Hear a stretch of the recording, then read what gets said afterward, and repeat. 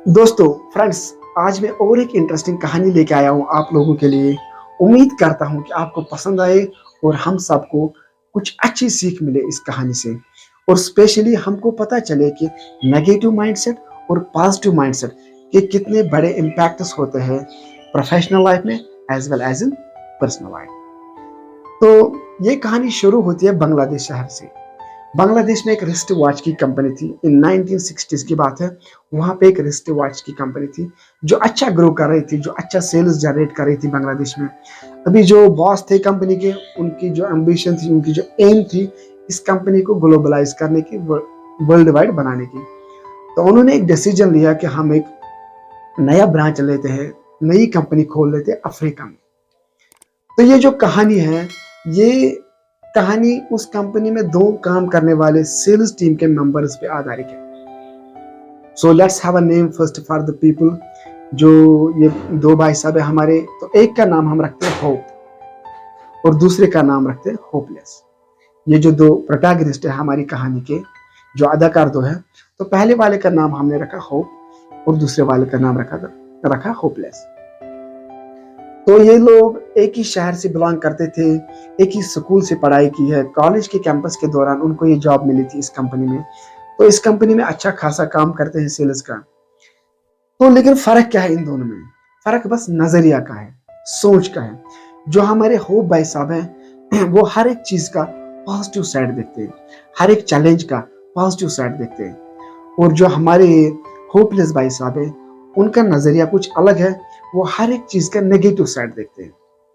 तो एक दिन मीटिंग के दौरान बॉस ने इन लोगों को अपने ऑफिस में बुलाया, बोला कि आप दोनों मेरे ऑफिस में आ जाओ। और बॉस ने इनको बोला कि आप लोगों को ये जानकर बहुत खुशी होगी कि हमारी कंपनी अब इंटरनेशनल बन चुकी है और हम अब अफ्रीका में और एक ब्रांच लेंगे। ठीक है, तो आप दोनों को मैंने सिलेक्ट किया है अफ्रीका जाने के लिए for market situation, to confirm what's market situation and to survey how we can grow in Africa, how we can generate sales in Africa। तो मैंने स्पेशली आप दोनों को सिलेक्ट किया है। तो ऑफिस से निकले दोनों। जो हमारे होप फ्रेंड है, जो हमारे दोस्त है होप, उनकी बस अपने आप से यही बात हो रही है, यही सेल्फ टॉक हो रही है। बहुत खुश थे इस डिसीजन से कि बॉस ने मुझे सिलेक्ट किया है। मुझे तो पहले से ही बचपन से ही अफ्रीका जाने का शौक था, वहाँ की सफारी लाइफ देखने का शौक है। मैंने इस कंपनी में बहुत कुछ सीखा है, अब वहाँ जाके वहाँ का कल्चर भी थोड़ा पढ़ लूँ तो ये 20 दिन मुझे अपनी जिंदगी के बड़े कीमती 20 दिन मिल जाएंगे कि मुझे कुछ नया सीखने को मिलेगा। और जो हमारे दूसरे भाई साहब है होपलेस, उनकी सेल्फ टॉक अपने साथ ये थी कि मुझे पता था जो भी कोई पुनिशमेंट वाला काम होता है बॉस मुझे ही देते। मुझे आज तक ये नहीं पता चला कि बॉस मुझसे इतना नफरत क्यों करते हैं, मुझसे इतना क्यों जलते हैं बॉस। जो भी कोई पुनिशमेंट वाला काम होता है मुझे ही देते हैं। और जो भी कोई अफ्रीका जाके मैं क्या करूं, वहां गर्मी, धूप, डस्ट, मच्छर, गरीबी, क्या करूंगा मैं वहां जाके। और ये 20 दिन मेरी जिंदगी के सबसे वरिष्ठ दिन होंगे। तो एक पॉजिटिव सोच लेके निकला और दूसरा नेगेटिव सोच लेके निकला। तो निकले दोनों ट्रिप पे, 20 दिन के ट्रिप पे। तो 20 दिन के बाद उनको सर्वे रिपोर्ट देना है। तो उनके जो टेलीग्राम्स आए थे, मैं आपके सामने पढ़ता हूँ क्या क्या टेलीग्राम्स आए थे। तो हम पहले लेते हैं होपलेस भाई साहब का टेलीग्राम। तो होपलेस भाई साहब ने ये लिखा था, this trip is full of waste, this trip is full of wastage. Africa में कोई घड़ी पहनता ही नहीं है और ना उनको टाइम की अहमियत है।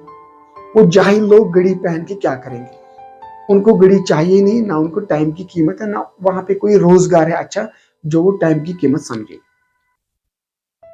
तो मेरे हिसाब से ये जो ट्रिप है ये बकवास है और कंपनी का जो डिसीजन जो है अफ्रीका में ब्रांच लेने का, ये एकदम बकवास है। अब जो हमारे होप भाई साहब है, उनका क्या सर्वे रिपोर्ट आया, मैं पढ़ता हूँ।